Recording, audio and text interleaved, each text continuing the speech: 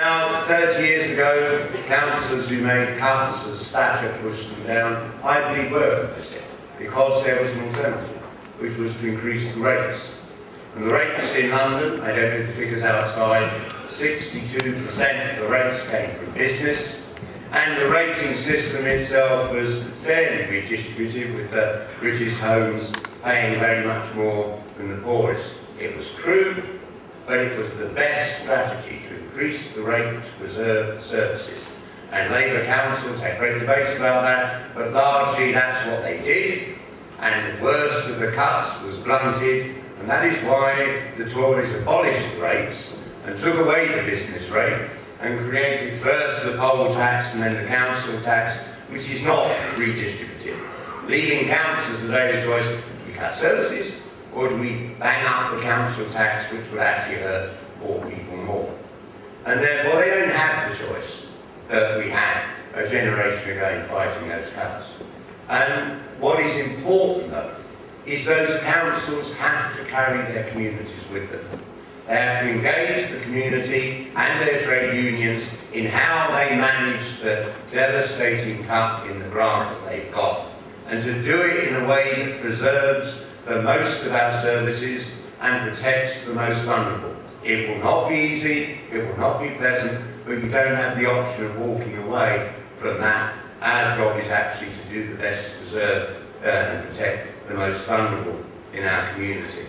Now, we don't really need to spend too long on whether or not this government's policy is working, because we're already seeing the consequence. To compare ourselves with the United States of America, when Obama won the election, he took a completely different economic strategy to this government. It was to defer tax increases and to defer cuts until 2012, to clear 4 years without retrenchment, to ensure that the American economy would begin to be growing strongly before any adjustments were made that reduced services or increased tax. And the result is that today the American economy has returned to the size it was before the banking crisis, and now there is a debate about when to cut, what to cut.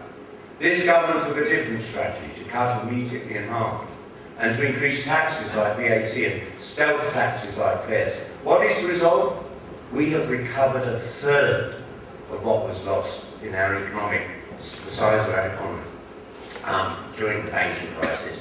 And it does seem these are such extreme differences that it demonstrates the wisdom of the direction Obama took and the stupidity of this government. And here in London, we have suffered worse, at least in the rest of the country.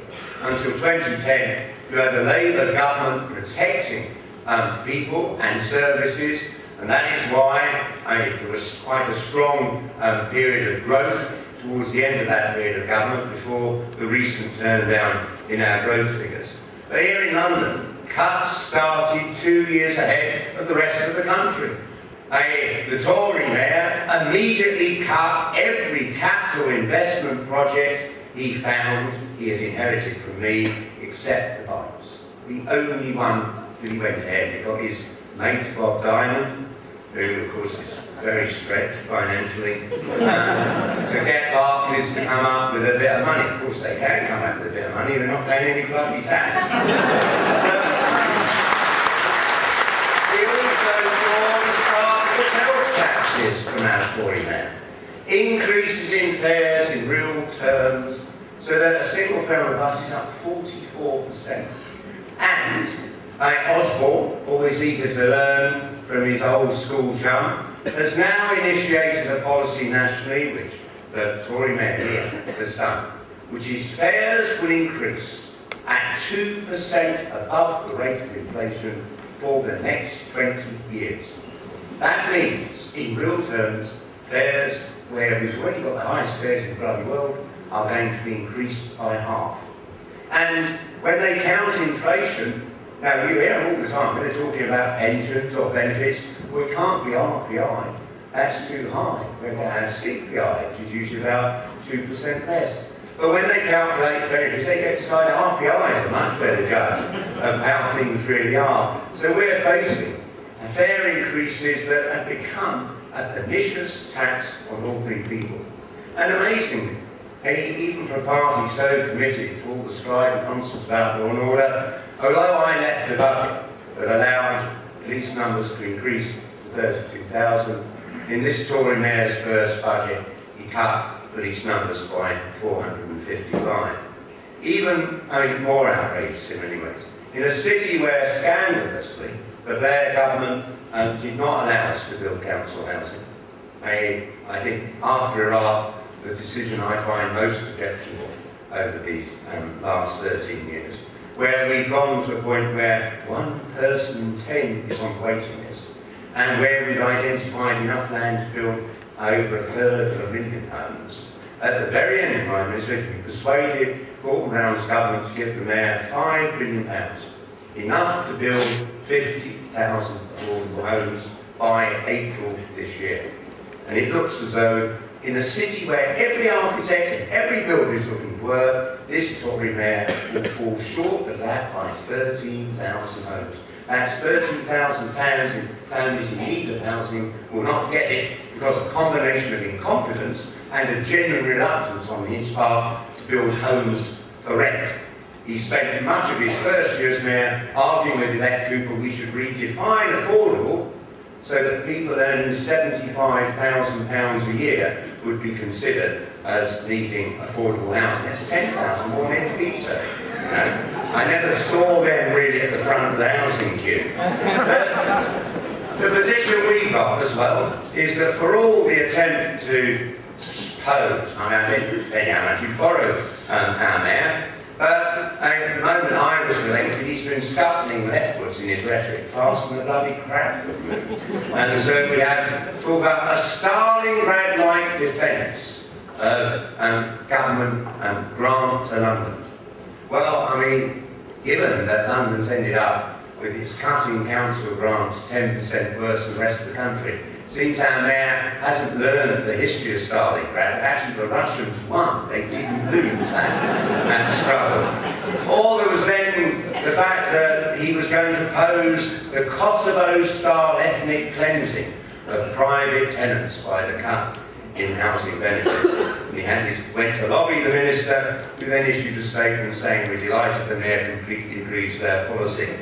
And this is all going to be crucial, because I think, one of the things that depresses me a bit is people come up to me, I'm doing this tours all over London, they say, "You're going to walk it. Don't worry, it will be a landslide."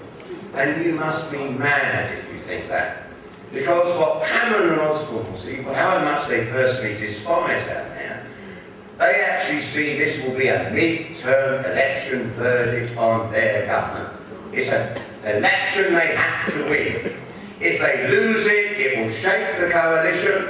Many Liberals will be thinking, well, you're locked into something absolutely horrendous here, and they really don't want a Mayor at City Hall who will fight for London and say, this is an end to above inflation fare increases, this is an end to cuts, I was not elected to carry out your policy, and by the way, neither were you, because you hit the whole bloody thing with all the elections.